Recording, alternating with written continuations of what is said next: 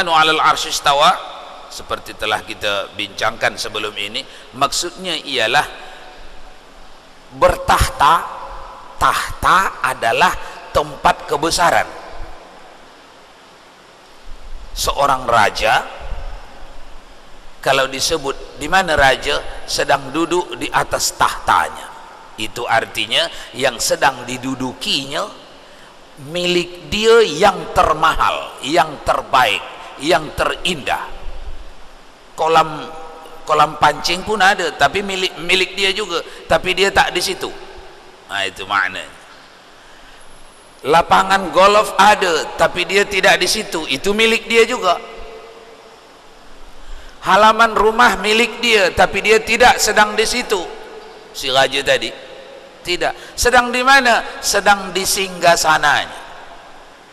Ini mengisyaratkan milik-milik. Ar-Rahmanu 'alal 'arsy istawa, milik Allah itu semua jagat raya ini.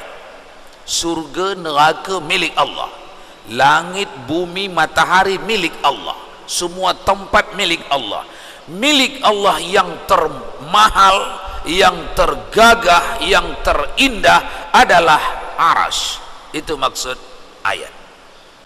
Mengikut pemahaman Ahlus Sunnah wal Jamaah, mengikut pemahaman Mu'tazilah akhir zaman maksudnya, bukan Mu'tazilah di zaman Imam Syafi'i. Mu'tazilah di zaman Imam Syafi'i pun tidak menganggap Allah duduk di Arasy. Tapi di akhir zaman kaum Mujassimah menganggap Allah duduk di Arasy. Di sini berbeza kita. Di sini bersimpang pemahaman kita. Jadi tidak sama kita dengan orang yang menganggap Allah ada bertahta di Arasy. Dan ini permasalahan yang amat penting. Ini pembicaraan tentang menetapkan bertempat ke tak bertempat Allah. Ini yang menyebabkan satu pergi sini, satu pergi sini. Dan kalau sudah masalah i'tiqad ini berbeza, berpisah, maka masalah syariat, masalah akhlak akan berbeza. Karena masalah tauhid akidah inilah yang menjadi masalah amat pokok. Oleh karena itu mesti jelas. Jangan ahlu sunnah hau-hau. Kalau tanya, awak ni apa i'tiqad? Ahlu sunnah wal jamaah. Tetapi yang dianut, yang difahami zahir ayat-ayat Al-Quran. Yadullahu fauqa aidihim, tangan Allah di atas tangan makhluk. Allah cakap dia bertangan, ya udah bertangan, akui saja dia bertangan. Itu bukan ahlus sunnah wal jamaah.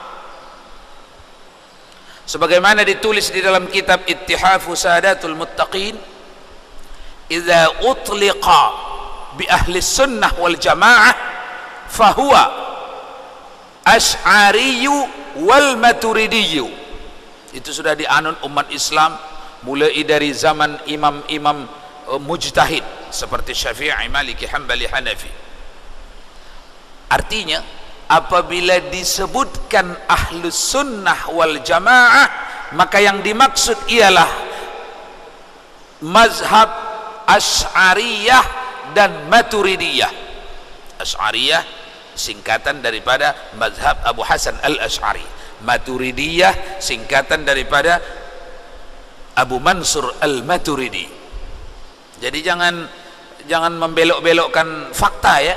Hari ini banyak anak-anak muda kita yang menyimpang i'tiqadnya daripada ini, tapi menamakan diri ahlus sunnah wal jamaah.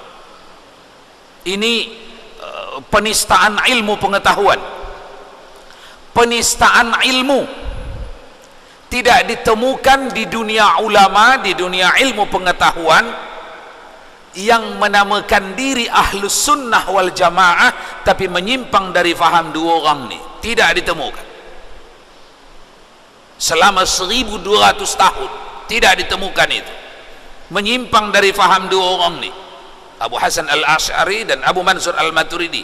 Dah dia seleweng, dah dia simpangi, dah dia lain, tapi masih namanya Ahlus Sunnah wal Jamaah.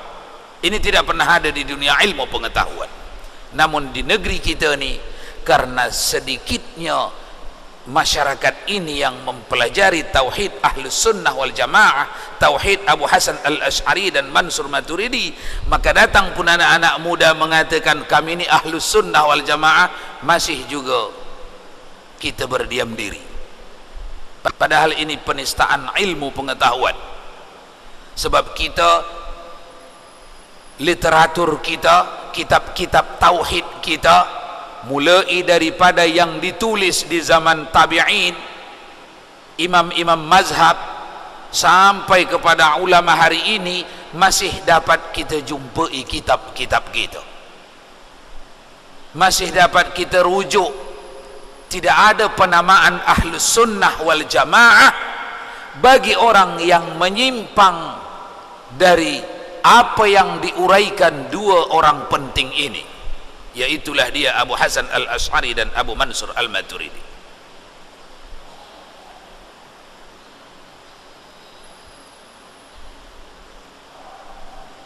Baik, kita lanjut sampai mana tadi?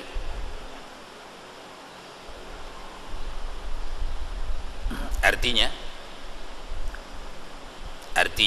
dan yang keenam daripada yang mustahil itu ya, atas Allah Ta'ala, yaitu bahawa tiada ia asas seperti bahawa ada ia bersusun pada zatnya, atau ada baginya yang menyerupai pada zatnya atau pada sifatnya atau ada sertanya pada wujud yang memberi bekas pada suatu perbuatan daripada segala perbuatan yang lain daripada Allah Ta'ala. Itu makna mustahil. Artinya mustahil atas Allah Ta'ala tiada esa pada zatnya atau pada sifatnya atau pada perbuatan. Itulah arti mustahil pada zat Allah. Mustahil ke atas Allah tu yang dimaksud ialah mustahil tidak esa zatnya, sifatnya, af'al. Ini sudah dikaji pada pengajian kita yang lalu, dah kita kaji. Ini sifat mustahil. Ketika ada seorang menyerupakan sifat Allah, af'al Allah, zat Allah yang tiga ni diserupakan dengan makhluk, orang itu orang gagal. Itu maknanya. Orang itu menceritakan yang mustahil, yang tak masuk akal, impossible, tidak masuk akal. Itu artinya. Nah, uraiannya sudah kita bincangkan pada uraian sebelumnya, pada kita mengkaji sifat-sifat wajib, dalil-dalil pada wujud, pada qidam, pada baqa, pada mukhalafah lil hawadith, pada qiyamuhu binafsih dan seterusnya. Dalil-dalil yang di sana adalah membantah atau membatalkan orang-orang yang menganggap bahawa Allah itu menyerupai kepada salah satu makhluk, baik perbuatannya, ucapannya, firmannya, atau sifat-sifatnya, atau zatnya. Tidak. Itu maksud. Karena diambil daripada katanya. Kenapa mustahil? Karena diambil daripada perkataannya. Apa itu katanya? Bi ayyakuna, yang ada di pangkal tadi, bi ayyakuna, bi ayyakuna wahidan, masih nampak lagi di belakang. Karena diambil daripada perkataan bi ayyakuna wahidan, bi ayyakuna murakkaban fi dhatihi au yakuna lahu mumathilun fi dhatihi, yang dah kita baca tadi. Itu maksud. Karena diambil daripada perkataannya bi ayyakuna hingga akhir bi ayyakuna itu. Jadi apa yang dimaksud ialah kenapa kita menyimpulkan mustahil bagi Allah mumathilah, bersamaan dengan makhluk dalam urusan zatnya, sifatnya, af'alnya. Kenapa? Karena sudah dirumuskan tadi, bi ayyakuna murakkaban fi dzatihi aw yakuna lahu fi mumathalatun fi dzatihi aw fi sifatihi aw yakuna ma'ahu fil wujud. Itu apa namanya itu? Ringkasan, matan namanya. Matan dalam istilah-istilah penulisan kitab Arab ada matan, ada syarah. Jadi kalau anak-anak pelajar-pelajar disuruh dia menghafal matan supaya rapi ilmunya. Kalau syarah itu uraian, itu tak suruh hafal, karena uraian itu tak terhafal, banyak dia. Jadi matannya ekstrak, ringkasannya itu suruh hafal. Kalau kita yang dah tua-tua ni tak suruh hafal lah, fahami saja yang dalam kurung tu, yang dalam kurungan tu, itu ekstrak, itu matan, dah dipadatkan itu. Siapa yang memahami itu maka faham dia semua isi kitab tu. Kalau difahaminya yang dalam kurungan-kurungan tu, dia fahamannya tidak akan lari dari yang diinginkan penulis kitab itu. Begitu matan namanya, ya. Kadang-kadang yang diinginkan penulis kitab tu A, tapi yang difahami orang B. Yang diambil, yang difahami, yang diamalkan orang B. Itu kesalahan siapa? Kesalahan orang yang memahamkan. Antisipasi semua itu, maka kitab Arab ciri-cirinya ada syarah, ada matan, ada hasyiah. Matan, syarah, hasyiah. Matan ini ekstrak, inti perbincangan. Biasanya dia ditandai dengan dikurung.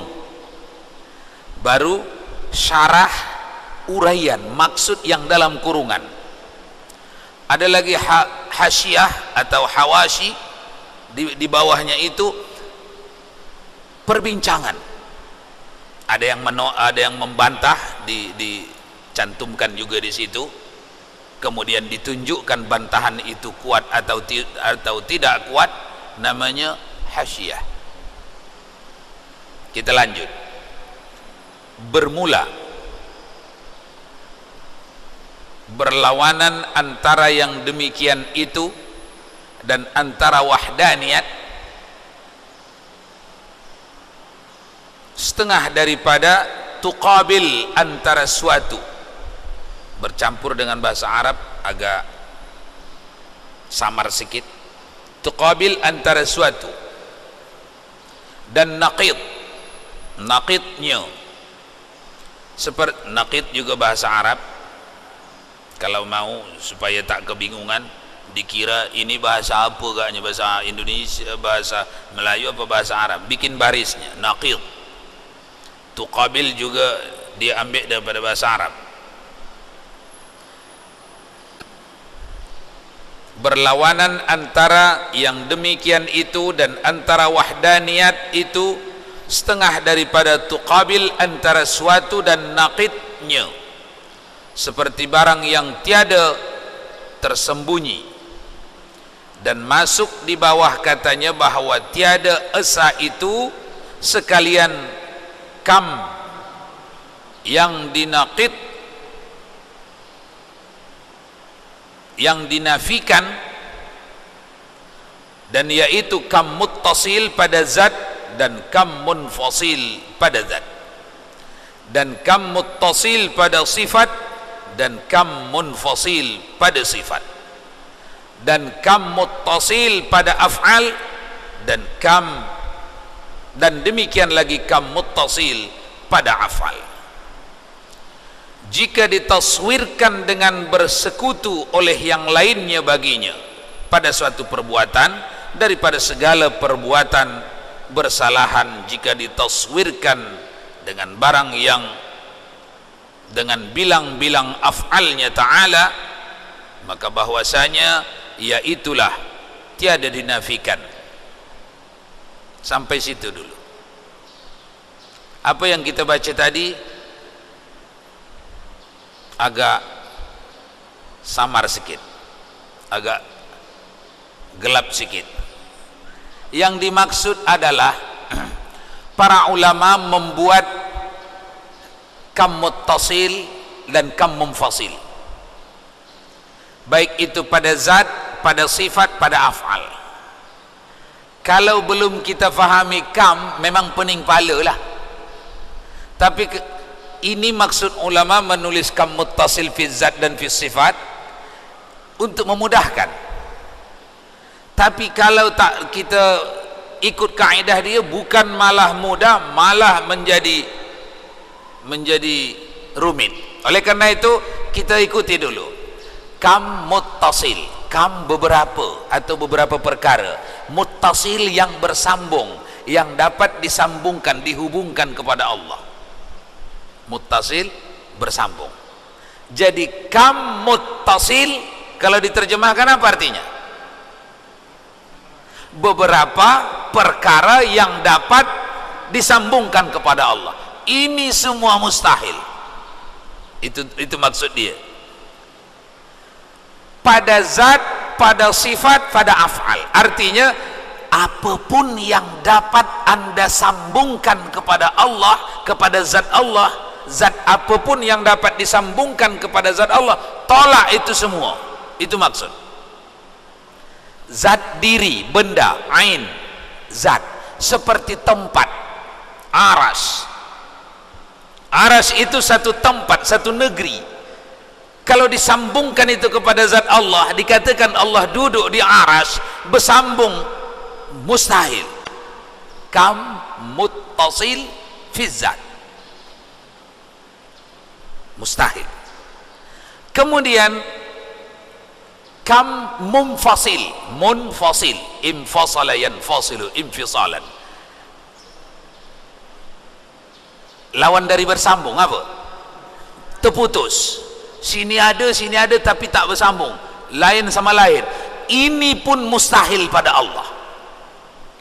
Nah, kalau dah dipegang nanti keduanya ini, akan Allah itu laisa kamitslihi syai'un, tidak seperti apapun. Mari kita dekati. Tadi yang pertama kam muttasil fi zat. Maksudnya tadi apa?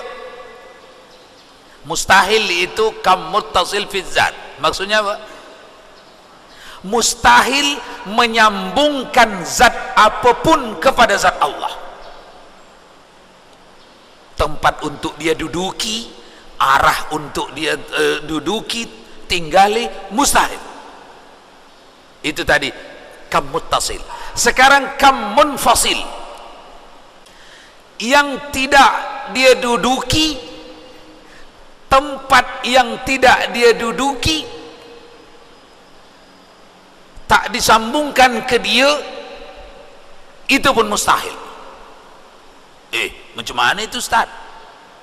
Kalau tempat yang dia duduki, aras dia duduki, Ustaz kata mustahil, okey lah. Kalau yang tak dia duduki, apa maknanya? Ada tak dalam? Jawabnya, kalau ini aras satu tempat disambungkan kepada Allah, Allah pun satu benda, ini satu benda, hanya tak bersatu, itu pun mustahil. Ini mengisyaratkan kepada benda tu ada syarat, Allah tidak ada syarat. Syarat benda bisa dirasa, bisa diraba, bisa ditunjuk di arah mana, berawal dahulu kejadiannya. Allah macam mana? Laisa kamitslihi syai'un, tidak dapat ditunjuk di arah mana, tidak seperti apa, tidak ada awal kejadian. Itu maksudnya mustahil kam munfasil.